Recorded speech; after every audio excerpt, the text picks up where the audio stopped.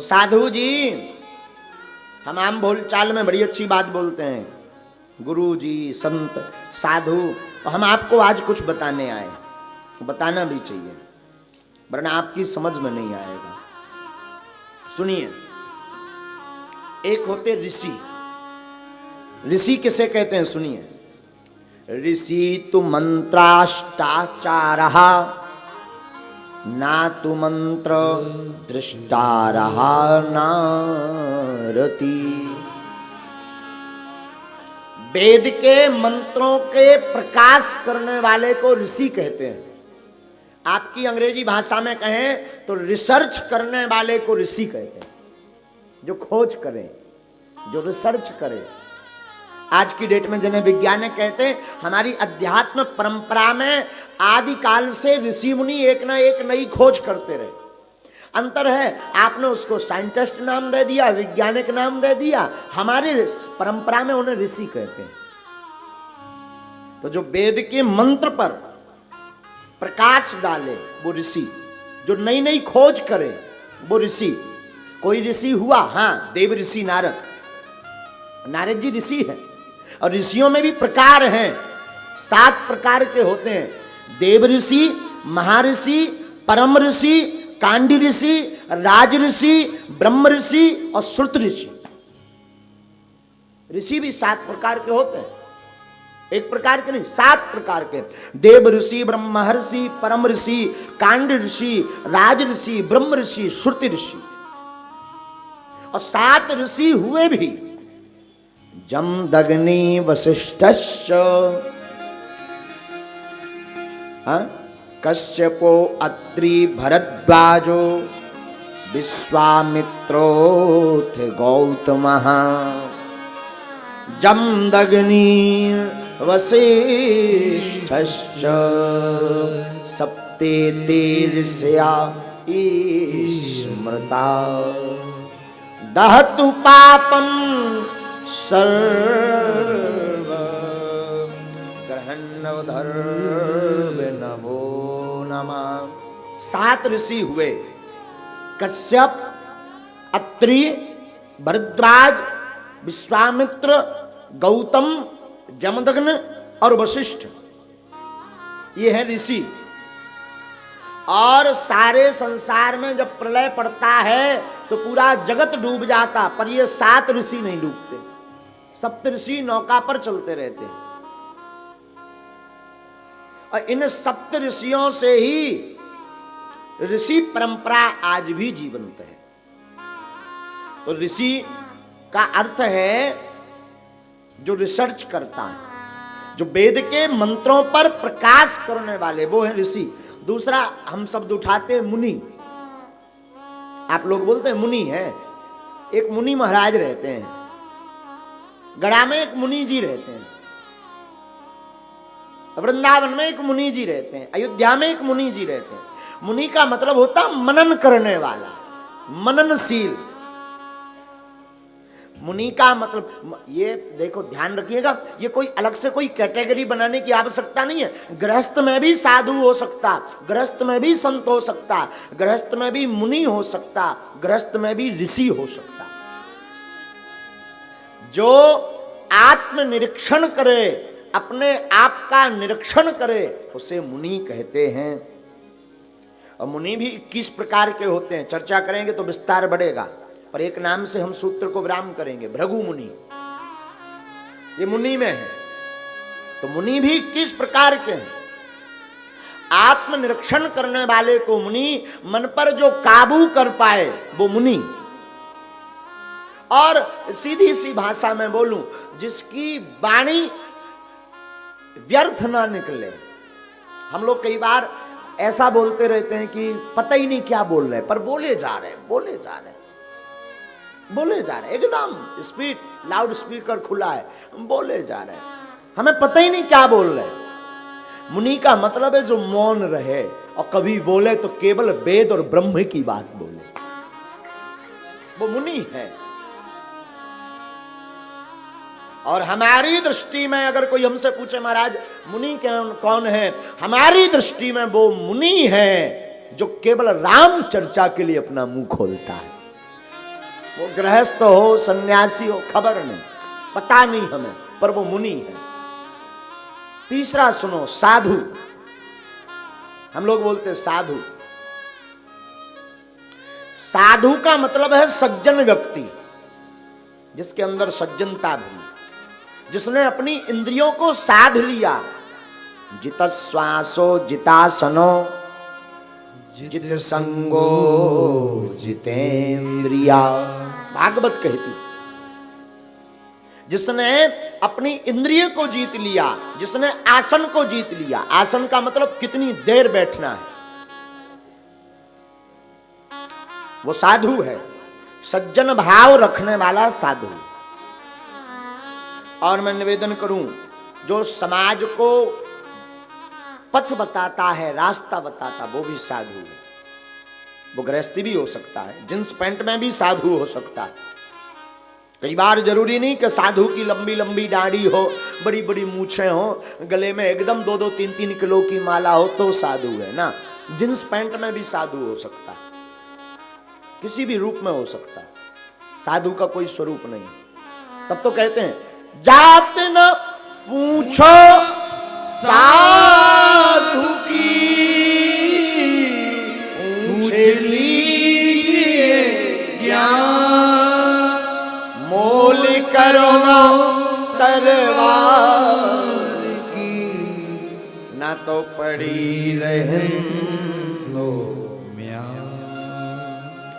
साधुओं में 3 लक्षण नहीं होते। सुन लो अब साधु कौन है। जो साधु होगा उसमें 3 लक्षण नहीं होंगे, नमस्कार, चमत्कार, दमत्कार।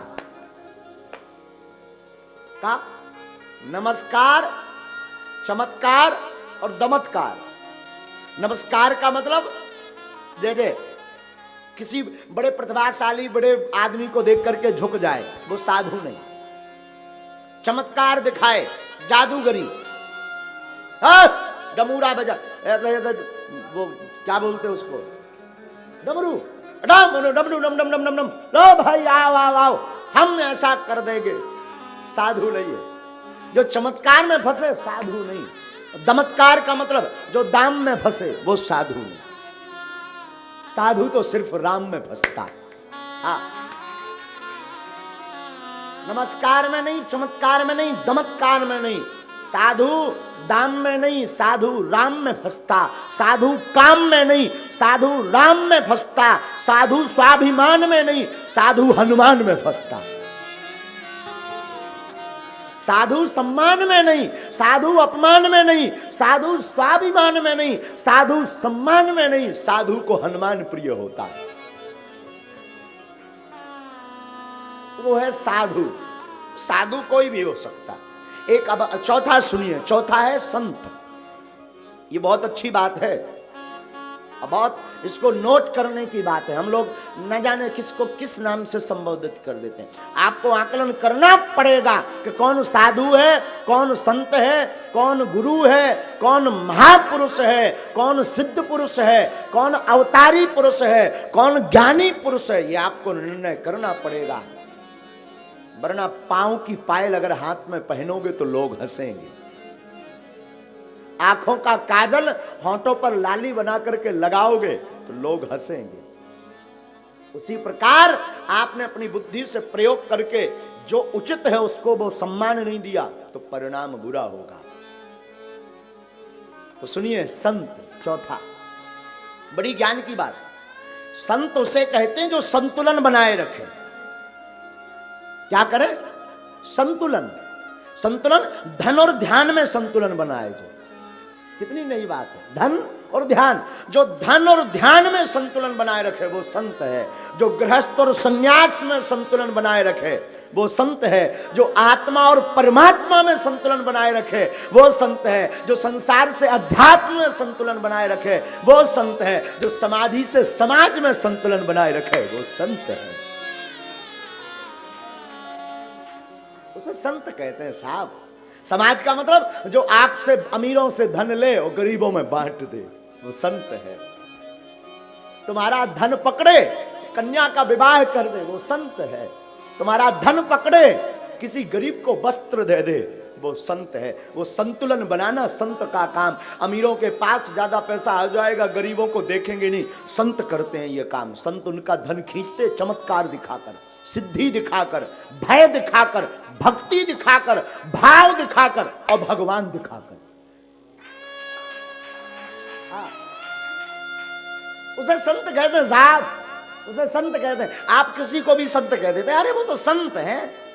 संत के पहले लक्षण तो जानो। संत हृदय नवनीत समाना, संत ऐसा चाहिए जैसे सूर्य सुहाए, सारे सारे को गही रहे तो था दे। संत वो जो सार को रखे, असार को छोड़े, वो संत है। पांचवा सुनिए, संत के बारे में तो जान गए ना। ये काम की बात है, नोट करना अपने जीवन में, वरना घाटा खाओगे। संत वो है जो दूसरों का धन लेकर के जिसे जरूरत है उसको दे दे। महात्मा के बारे में सुनिए। आप कहते हैं वो तो महात्मा जी हैं। अरे महात्मा जी, अब भले ही आगी को लगो, ठटरी को लगो, लोगाई के लाने लो ना कछु हो, पर आप घोषणा कर देते महात्मा जी। उससे घर संभलना रहा हो, तुमने महान आत्मा बना दी। महात्मा का मतलब है जिसकी आत्मा महान हो गई, जिसकी आत्मा पवित्र हो गई। ये है महात्मा के लक्षण। जिसका मन निर्मल हो गया, जिसकी आत्मा महान हो गई, वो है महात्मा। छठवां सुनिए, महर्षि। हम बोलते थे वो महर्षि है। एक होता ऋषि, एक होता महर्षि। और हमने ये 7 प्रकार आपको, ये ऋषियों की ही श्रेणी है। देव ऋषि, महर्षि, कांड ऋषि, राज ऋषि, ब्रह्म ऋषि। तो महर्षि का मतलब है ऋषि के ऊपर वाला लेवल, महान वाला। अब 7वां बड़ी अच्छी बात है। 7वां है बाबा। बाबा बड़ा खतरनाक शब्द, बाबा बड़ा डेंजर शब्द है। और बाबा वैसे बहुत शुद्ध शब्द है, बहुत प्यारा शब्द है। बाबा का मतलब होता बुजुर्ग, अनुभवी, बुद्धिमान, पिताजी के पिताजी, बाप के बाप। आम भाषा में बोले तो बाप का बाप मतलब बाबा। एक बाप का बाप, तो पहले वाले बाप का बा निकाला और बाप के बाप का दूसरा वाला बा निकाला, दोनों को जोड़ दिया, सो बाबा। हाँ, बीए वाला नहीं ना। बाप में भी बा शब्द है तो उसको निकाला। बाप का बाप, तो का को हटाया और आगे वाले बाप का बा निकाला, दोनों को जोड़ दिया, सो बाबा। इसे कहते हैं बाबा। तो बाबा बड़ा प्रिय शब्द है, लेकिन आज के लोगों ने, हम आपने ना उसकी दुर्गति कर दी बाबा की। तो खासकर ये दुर्गति करने में जो हासिल किया है ना उपलब्धि, वो माताओं ने की।